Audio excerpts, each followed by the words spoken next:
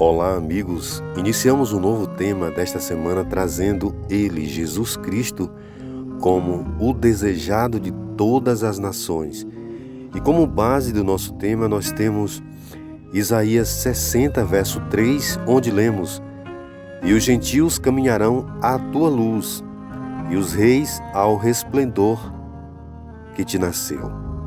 E falando sobre esse desejado de todas as nações, os capítulos 59 a 61 de Isaías nos contam sobre a tendência humana ao pecado e as suas consequências. Eles também nos contam sobre a tendência divina ao perdão e ao plano da salvação. Eles também nos apresentam o chamado universal ao arrependimento, tanto de Deus quanto de seu povo, e as consequências de rejeitá-lo. Dividiremos nosso estudo nos seguintes blocos. Sobre a salvação pessoal, veremos Isaías 59, 1 a 15, falando sobre a natureza do pecado. Isaías 59, 16 a 21, sobre o oferecimento do perdão. Isaías 60, sobre a obra dos redimidos. E sobre a salvação universal, o desejo de ser luz e sal para o mundo. Isaías 61, 1 a 3, fala sobre o ano da boa vontade. Isaías 61, 2, sobre o dia da vingança do Senhor. E quais são de fato os efeitos do pecado? Isaías 59, 2 diz: Mas as vossas iniquidades fazem separação entre vós e o vosso Deus, e os vossos pecados encobrem o rosto de vós, o rosto de Deus de vós, para que não vos ouça. Isaías 59, 2. E diante da pergunta, por que você não ouviu, não deste por entendido? Isaías 58, 3. Deus responde: a mão do Senhor não foi encurtada para salvar, nem seu ouvido foi agravado para ouvir. Isaías 59, 1. Em seguida, no verso 2, ele esclarece que o problema não está em Deus, mas no homem. O pecado cria uma separação entre Deus e o homem. Diante dessa separação, o homem foge de Deus e se entrega cada vez mais ao pecado. Gênesis 3:8. Enquanto permanecermos enraizados em nossos pecados e não queiramos ir a Deus, ou seja, ouvir a voz suplicante do Espírito Santo, continuará a haver uma barreira intransitável entre Deus e nós. E ao observarmos a condição humana, a situação em que o pecado levou o homem, a degradação moral, a separação de Deus, surge uma pergunta importante: quem é perdoado? Isaías 59, 20 diz: E virá um Redentor a Sião, e aos que em Jacó se converterem da transgressão, diz o Senhor. Em que a redenção se baseia? Ou seja, qual deve ser a nossa atitude diante do pecado para que, enfim, alcancemos o perdão e a salvação de Deus? O primeiro ponto é: se a base é deixar a iniquidade, ou seja, parar de pecar, nós temos um grande problema, um problema sério, pois não há ninguém que consiga parar de pecar ou que faça o bem. Romanos 3, verso 12. Mas se a base for aceitar a oferta de perdão dada por Deus, aí sim alcançaremos a salvação, estaremos no caminho certo. Isaías 1, verso 18, Jeremias 31, 34. Além disso, é de graça. Romanos 3, 24. Ou seja, nós não podemos tirar a mancha do pecado com nossos próprios méritos. A salvação, ela deve acontecer quando nós nos entregamos, nos humilhamos diante de Deus, reconhecendo nossa baixa posição de pecador e imploramos dele nosso perdão através do arrependimento. E nesse sentido, o que significa voltar-se da iniquidade? Claro, para aceitar o perdão, deve haver arrependimento e desejo de abandonar o pecado. Atos 3, 19. A fé pela qual somos salvos se manifesta por obras, de acordo com Tiago 2, 18.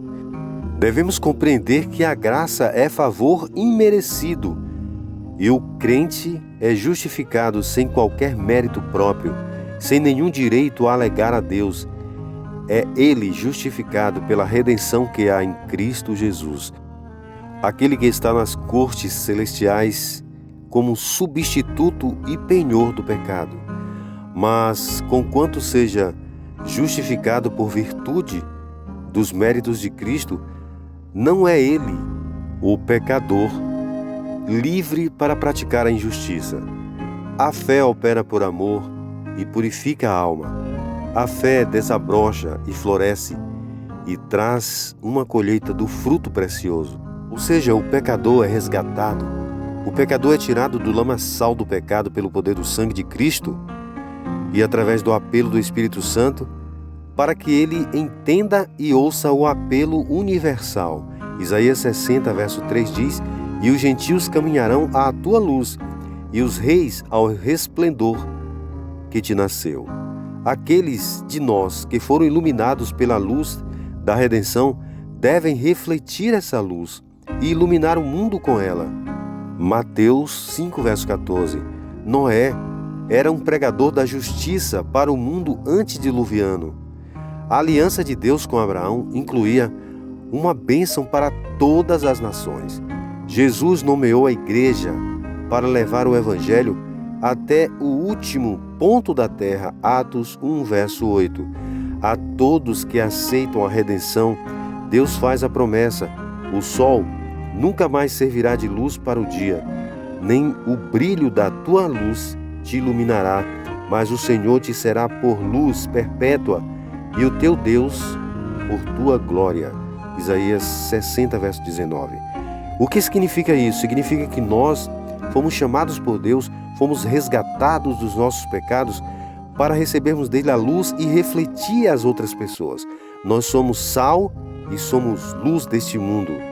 E é nosso privilégio abrir nosso coração e deixar o Salvador entrar. Louvemo-lo pelo resplendor de sua presença. Levemos a luminosidade de seu amor em nossas fisionomias e traduzamo-la em nossas palavras. Então, a sua alegria estará em nós e nossa alegria será completa. E o profeta Isaías anuncia o ano aceitável do Senhor. O que seria isso? Isaías 61, verso 1 diz: "O Espírito do Senhor Deus está sobre mim." Qual é o trabalho do Messias durante o ano da boa vontade de Jeová?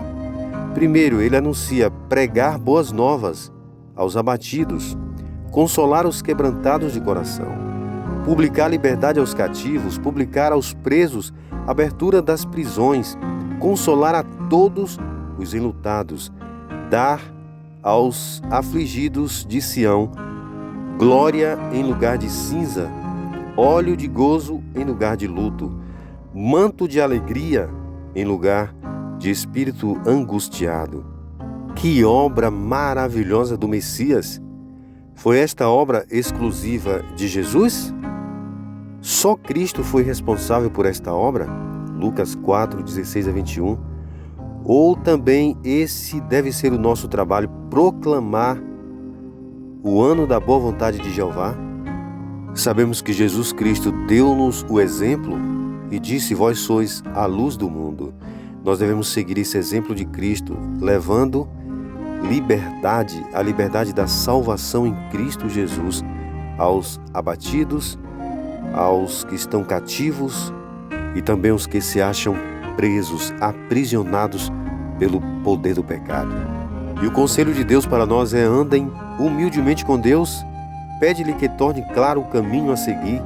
Quando ele fala a seus representantes, pedem-lhes que sejam seus cooperadores e que estes realizem o mesmo tipo de trabalho que Jesus anunciou como sendo uma obra ao erguer-se e falar na sinagoga de Nazaré. E é nosso dever anunciar as boas novas antes que chegue o dia da vingança do Senhor. Isaías 61, verso 2 diz: "A pregoar o ano aceitável do Senhor e o dia da vingança do nosso Deus, a consolar todos os tristes." Em Nazaré, Jesus parou de ler Isaías pouco antes de falar do dia da vingança. Por quê? O trabalho de Jesus na época não era julgar o mundo. A vingança devia esperar. Da mesma forma, agora, não é hora de esperar que a justiça seja cumprida, mas somos convidados a deixar a vingança a Deus. Romanos 12, 20. Pois chegará o dia em que Deus se vingará de seus inimigos e executará a justiça, e Ele o fará com total equidade, para que cada joelho se dobre, reconhecendo a justiça divina. Isaías 45, 23, Filipenses 2, 9 a 11. Ou seja, não é nosso papel julgar o mundo, mas sim anunciar as boas novas, anunciar o perdão de Deus mediante o arrependimento e a salvação.